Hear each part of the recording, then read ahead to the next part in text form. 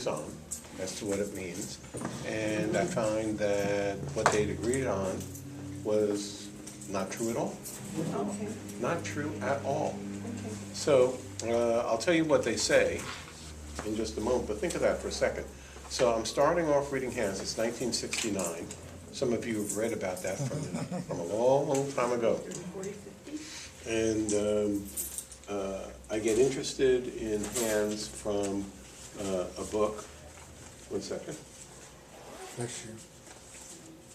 Bless you. It's coming. Your second. There we go. Get a second one, they come in pairs like mine. Or triplets. So I get interested in Hands, So she gets the 50 cents. and I'm getting every book out of every library I can and reading up. And it's not easy to make sense out of what I'm reading. Well, then I checked 12 and 12, and that's And, 13. Even the things that turn out to be true are not true every time. Here's 12 and 12. So if it's not true every time, it's not particularly useful. Why is it true sometimes and not others? And other stuff, most of the stuff is not true at all. I mean, I try it out, I try it out, I try it out, it's not true at all. And the one thing that everybody agrees on is left hand is what you're born with, right is what you've done with your life and so forth like that. And if the left is what you were born with, then it shouldn't be changing all the time, should it? No. But it changes as radically or more than the right hand. Mine's changed a lot. So there goes that theory. And in India, they read the left hand of women and the right hand of men, because the left was supposed to be the at-home self, and the right is in the world self, and women's place is at the home in Indian palmistry. And you're not supposed to leave unless your husband allows you. And after all, isn't there wisdom in that? No. A lot of what is written in palmistry is from a while ago and other parts of the world. And the worldview being represented is so shockingly different from our worldview today. It's hard to translate into today's world. Also, a lot of the stuff that was written, especially Indian palmistry, if you see the conch shell and it's turned backwards, then the second daughter disgraces the family. Okay, so try to figure that out for a second. Yeah. So if that is one of the few pieces of literature that has stayed extant through the years, let's even say that it's accurate at some level. But do you know Indian mythology that was prevalent in the 1700s? Do you know everybody would know what the second daughter's betrayal means. It's like, it's like a Beatles song or something. But who would know that? What Westerner would know that? And even what Easterner would know that, because it's 17th century mythology. And those were oral traditions that have been lost. So being able to translate the palmistry books into any sense of meaningful, cohesive theory of readership, such that not only would I be able to look at Hands and know what to say to somebody, but that I could teach you what I look at and what I see, and you'd be able to replicate what I did. That's a very different thing. So I had a friend in college who had this much hair.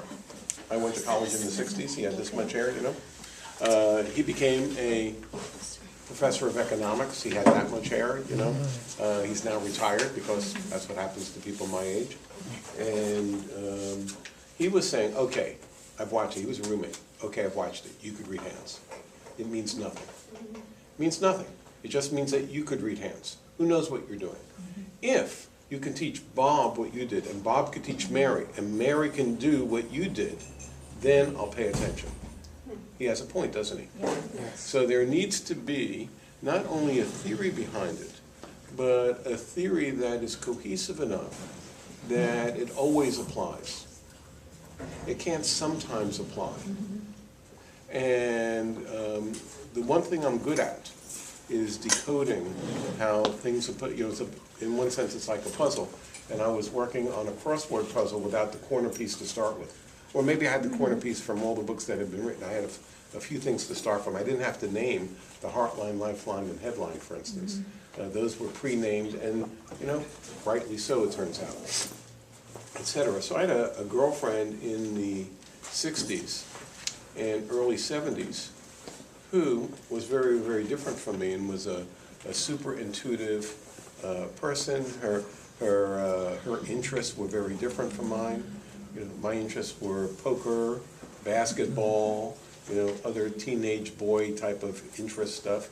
And she joined the Rosicrucians, and you know, I knew nothing about the world that she was part of. And I met her hitchhiking to campus. And so we're at a normal hitchhiking spot where people get picked up. And here's this pretty girl, and we start talking. And she says, "What are you into?" And I say, "I read hands." And she says, "Oh, that's your heart line, that's your headline. I guess this would be your lifeline." I said, "Oh, great. So you've read some books. Which ones are good? Did you have a teacher like that?" She says, "No, I just looked at hands for the first time." And I said, "Well, how do you do that?" And she said, "Well, you can just see it." Without adding parenthetically, "You idiot, you." Can't you just see it? Well, now I understand, yes. I can just see it. But at the time, I couldn't just see it.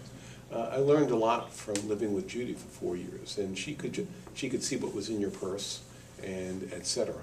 And she had very little place where she could put that, because who wanted to hear what she was doing? And she was on her own planet, and it was not always to her advantage to be on her planet this way. But it certainly opened myself up to other things, which is very interesting to me. Since I talked to her just a few years ago, you know, we split up in 1972 or something, and we talked on the phone just recently, and I turned out to be a psychic reader, and she turned out to be a financial planner. So look at how our have completely diverged. What was her life purpose? I didn't decode fingerprints until '79, Okay. and we broke up in '72. Oh, darn. So I never got to see her fingerprints. Nor did I take her handprints. Richard, we have people that are going to be coming. I'm not starting yet. Oh, well, I heard you're talking. We're just informal Q&A. Okay, good. I do Q&A first, and then I do, you know, I work backwards. But you have all these women in the palm of your hands, so I thought it was some kind of what you're And doing. Donnie. A normal day for And Johnny, yes. a normal day for me, Dottie. Well, me too, but I don't brag. So what was the answer to the question? I'm starting at 1, right? I said 1, and then this guy just called and said, well, but they planned on 1:30. Well, then they'll join us then. Yeah, Well, but- I'm making a video and everyone will get, Oh, you mean Yay. you heard me? everyone will get the video, so if you have to go and be back at 1:30, go do Oh, it. okay, so I don't need to record We on take the a CD number now? recorder. Oh, Well, no, we'll go ahead and do please that. go. Yeah. Wait, you should take a number, right? I have a way of handling it. 1:30, but he's Oh, going to sorry. go What and was get the saved. answer? I didn't catch the answer. What's the between question? I didn't catch the question. Between the two hands, what's the Oh, yeah, difference? nothing. So it's not future and past. No, Good. no, it has no particular meaning. But you said when you're doing a reading, yes, it does have Bless you. an issue. Yeah, not really. It's like 2 cameras on the same scene. It's like 1 camera here and 1 camera there. And in general, they show the same stuff. In general, the left is a messy version of the right. Okay. It's like you without makeup and you with makeup. Okay. So occasionally, the 2 hands are very different from each other. Okay. And if the 2 hands are very different, then on the one hand you're one way and on the other hand you're the other way. Because I have seen that. Yeah. Yeah. But in general, I don't care where I found something. And let's say I found $1 million of gold bullion in your house. Would you care whether it was the living room, the bathroom, the bedroom? The big news is that you have $1 million of bullion. If you have a Star of Apollo in your hands, who cares which hand it's on? Okay. It's still fame and fortune in the arts. So what do you do with the dominant hand? I don't play dominant hand stuff. You don't? No, it's stupid. When I say stupid, it doesn't play out. It's useless in a reading. How can you use that in a reading in a way that is valuable to the person getting the reading? I've asked 1 million hand readers, or my number of 1 million hand readers, and they go blah blah blah blah blah. It's useless. From my perspective, there's no sense talking about markers in the hands if you're not going to be of help to the person sitting over there. What's the point? Are you trying to show off? So for instance, let's say I could tell you how often you've been married, which I can't. Let's say I could. You supposedly would know, unless you have amnesia, you would know how many times. What have I accomplished? And let's say I could look at your hands and tell you that you had a bad accident 17 years ago. Again, okay, very impressive, but like, what have you learned about yourself? Zilch.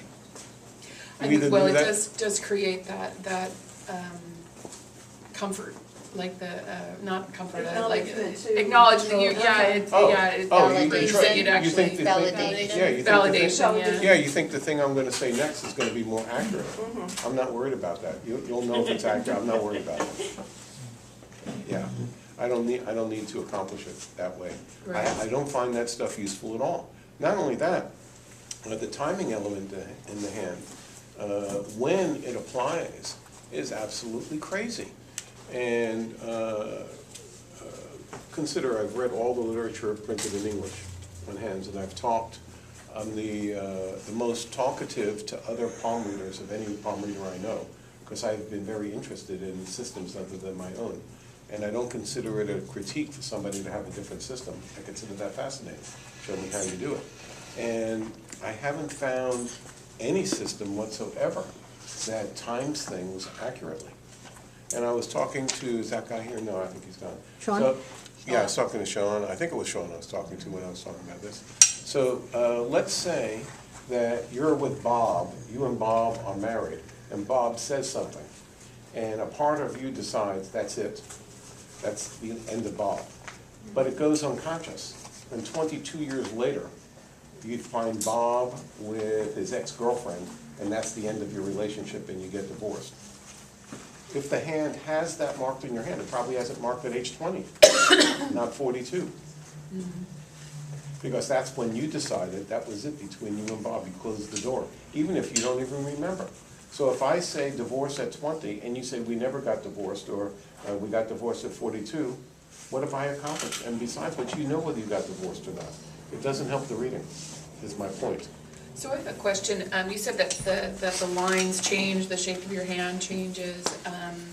Does your life purpose change? No, that's fingerprints, and your fingerprints That's your are, fingerprints. So your not life- only can your fingerprints cannot change, because fingerprints cannot change. It's a damn good thing they can't, because you would rearrange your life purpose all the time to make things easier for you.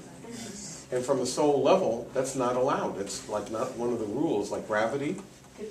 I won't demonstrate it, but gravity, we can assume that I could prove gravity in the next moment, right? Right. Please don't try. Maybe it will not work this time, but you know, we can assume it will. And in my perspective, any life purpose that is capable of being redesignated is not what I mean with the two words life purpose. I just wondered if you had a purpose and you accomplished it, like you There is finished no it and there is no way to accomplish your purpose. Nobody's purpose is ever accomplished. That's a misinterpretation of the words. In soul psychology, you can accomplish graduating from med school. You can become a doctor, for instance, and you've accomplished that. Let's say Picasso, by the way, you can tell by the way I talk about this, I've had these questions before, Right. and I have a way of addressing them. So let's say you're Picasso, and one assumes that artistry would be his life purpose, right? He was a very accomplished artist at 14. Is he done? Have you ever seen any of his pencil scribbles at age 14? Anybody? Whose? Picasso? Very accomplished. He was 14. amazing. At 14. His father was an artist, blah, blah, blah. He would, he's got notebooks of scribbles that he did at, incredible. So is he now done? Has he accomplished his life purpose? No. Life purpose is a daily practice. He needs to inhabit his artist on Monday at 2 o'clock, at Monday at 2:15. And any nanosecond he can be living from the artist is him at his, living out his optimal destiny. However, again, using Picasso, has anybody been to a Picasso museum? Okay. Some of his artwork to me looked like he was mailing it in. It didn't look, some of it is absolutely touched, by the angels, and others look like he was trying to impress the girl next door. And, you know, when he's trying to impress the girl next door, he's not living his artistry. There is no way artistry, any of the other life purposes, they're more process-oriented rather than destination-oriented. When he's 91, he came out with one of his most meaningful works of art. And he's a 91-year-old painting a picture of the early self and how, in its acorn version, knowing what he knows at age 91. He couldn't do that at 14. And if he did that at 14, it wouldn't have the same meaning as a 91-year-old painting that. You don't get there. That's circumstantial. You get into circumstances.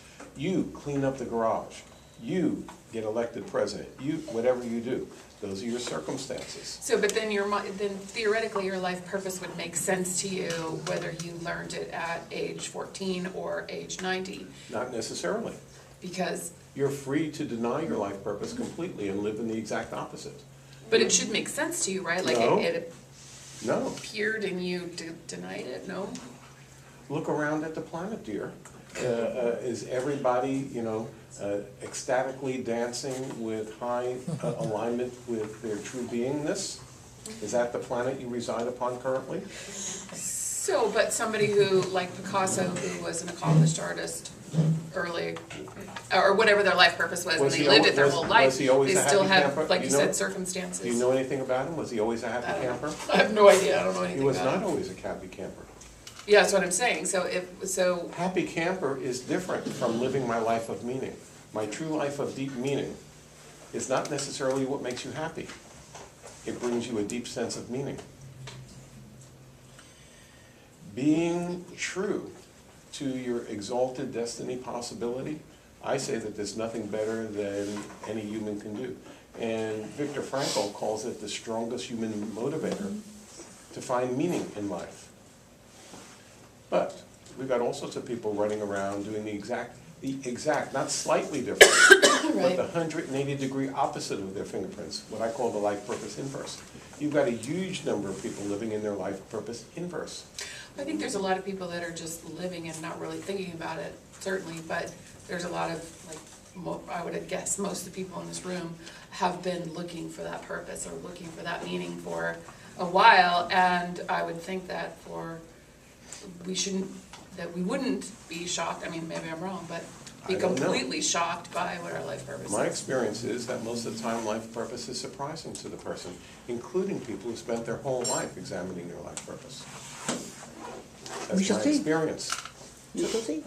We shall see. So should we start now? We'll do another question or two. I mean, I'm a little, confused here. So then, how do You should be confused. How It's- do you you're new. define? What is your definition? What is your Well, life purpose is a daily practice, daily practice? and it's a way of being conscious. It's a form of consciousness unique to you, that is you expressing yourself in the most connected to your deepest being way that brings your life ever more fully into a life of deep meaning. It is a way of paying attention to your life. It is a way of being conscious on this planet that acknowledges the most core level being and puts it into action in the world on a minute by minute, second by second, nanosecond by nanosecond basis. Let's say that your life purpose is integrity. Your life purpose is integrity. Is she in integrity at this moment? Well, that's a complicated question, isn't it?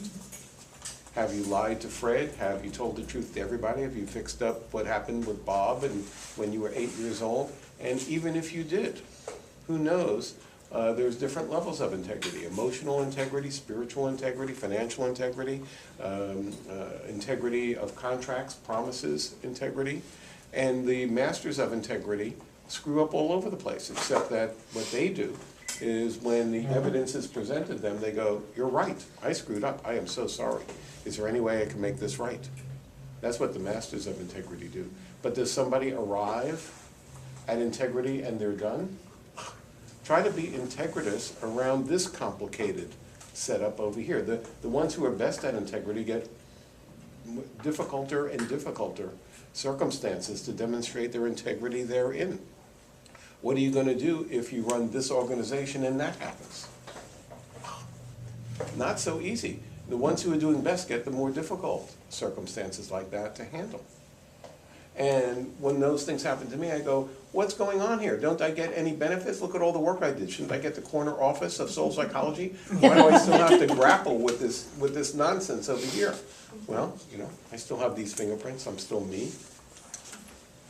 It's 2016. Next year will be 2017. If things go well, I'll have more difficult issues to handle because I'm moving up in class. If you get good at tennis, you start playing against tennis players that your super serve doesn't intimidate them at all. It was pretty good when you were playing against those high school people, but you're in the pros now. Everybody can return your super serve. What are you going to do now? So the flaws in your game get exposed as you move up in class, is my answer to your question. And one never, it's a process. One never is there and then you're done, which answers the question to me about, well, why should I learn my life purpose? I'm already 24. I've had people say I'm 24. Isn't that too late for me? I'm 24. You know, I already had to declare my major in college, and everything is all set up a certain way. I married the boss's son, whatever I did. Like I'm 24. And you know, 24. The oldest person I read was 96, and she needed to hear about her life purpose too, because she's still drawing breath. By the way, she was one of Carl Jung's early associates. Wow. So in Zurich, the place where I read Hands, the next building over is the Jung Center. Not one of the Jung Centers, the Jung Center. Wow. So that's what I'd look out at as I was going to sleep. You have a question? Yeah. I want you to write the book of all these, you know, LBJ and JFK. And I think it would be so healing for Americans if you wrote I think so too. And that is on my list of books. Some, I do have some of those are in here, Oh, good. but not all of them. And since I wrote this, which is now 7.5 years ago is when it got published, it took me 16 years to write. But I've picked up a few more interesting fingerprints in the meantime. Yeah. Yeah, I think it would be so healing for, you know, go on the whole circuit. I think it's infinitely I find it infinitely fascinating. I think everybody would. Right, so You I could can do only. like Hitler's hand or something like that. Well, as a matter of fact, I have a bounty on Hitler's hand. All the palm readers of the world know that I'm willing to pay if I get Hitler's fingerprints. He's the most outstanding set of fingerprints I haven't been able to get. And I have numerous German-speaking students, because I worked in Switzerland for so many years. And I know his fingerprints exist. I know the Reich had his fingerprints. Nobody has yet been able to get through the labyrinth to extract his fingerprints. There are there are palmistry books that claim to have Hitler's hand. I don't trust them. It's the same. It's a hand-drawn print, and I don't trust. The reading doesn't match my understanding and what I've seen in photos. I've looked through every single issue of Look and Life magazine, every issue from the original one, to look at Hitler hands. I've looked in Europe. It's easier to get some videos. It's tricky to get his hands. A photo, if the angle, you know, you think that this is enough, but the angle being slightly different makes different fingers look taller, etc.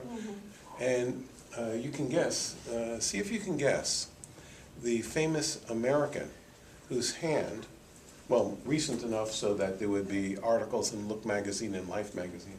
Think of an American famous person whose hand is the hardest to get a picture of. No. Jackie Kennedy. Oh, yeah. Really? She wore gloves. Yeah. Wow. She was always, she's not always wearing gloves, but when she's not wearing gloves, she's like this, or like this, or like this. Yeah. And again, I've looked at every Look magazine, every Life magazine. I've Yes. bought the photographic journal of the Kennedys, et cetera, et cetera. I don't have a good one on Jackie's hands, and I don't have her fingerprints either. So I have my wish list on fingerprints and hands. Could I just ask one question? You can ask more than one, you're Dottie. Well, thank you.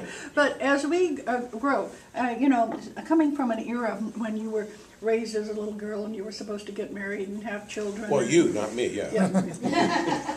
Well, I don't know. Depends on how cookie your family was. But anyway, for me, as growing up, it seemed like what I was going to do and what I was geared to do was be a parent.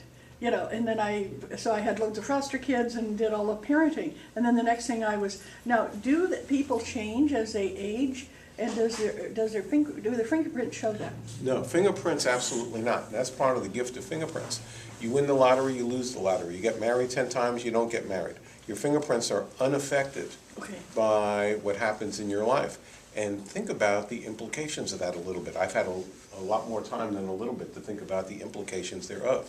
So this is a different part of you. This is not just a deeper level of your subconscious. This is a part of you that's outside of time. It was there before you were born. Well before, by the 14th week after conception, the fingerprints started to form. Within 2 weeks, they're done. From that point forward, and in any normal use of the word, no events have happened to you yet.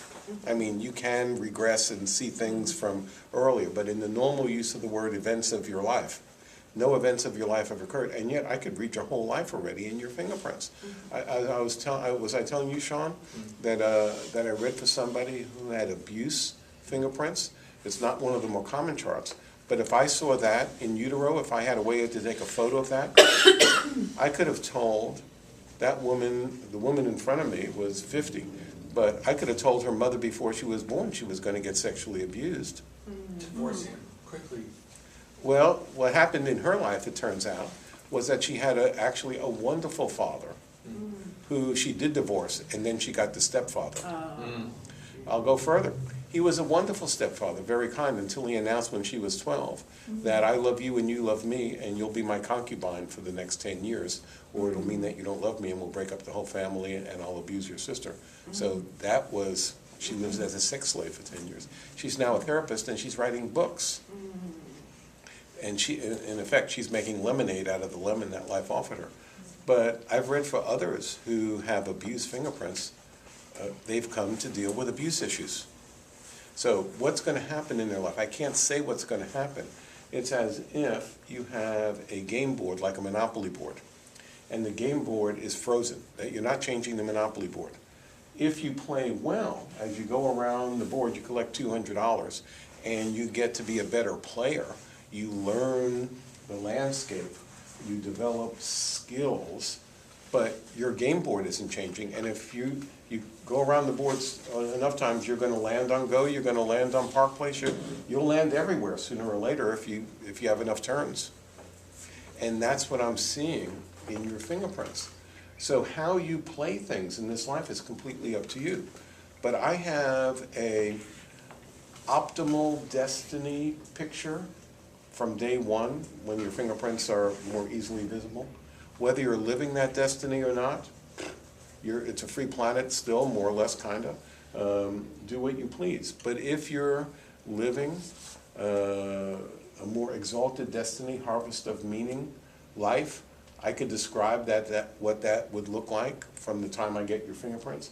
If you give me a chance, if you wanted to, I could write a report on what your perfect horror life would look like, which is the 180-degree opposite of your life purpose. I call that your life purpose inverse. By the way, everybody must visit their life purpose inverse this lifetime. You must visit. You don't have to live there. You don't have to set up residence. You don't have to grab people and, like the drowning person, make them come with you as you go down in that downward spiral. But everybody must visit their life purpose inverse. And to oversimplify, leaders need to get humbled. Healers need to heal themselves. everybody must visit their diametric opposite on the way not only to following rule number 1, but on the, if they can open that gate as they walk their life purpose path, they must bounce into their life purpose inverse, and they must have a toolkit for dealing with it, or they go back 3 spaces. What was rule number 1 again? Be your type. You ain't getting nowhere if you can't be your type.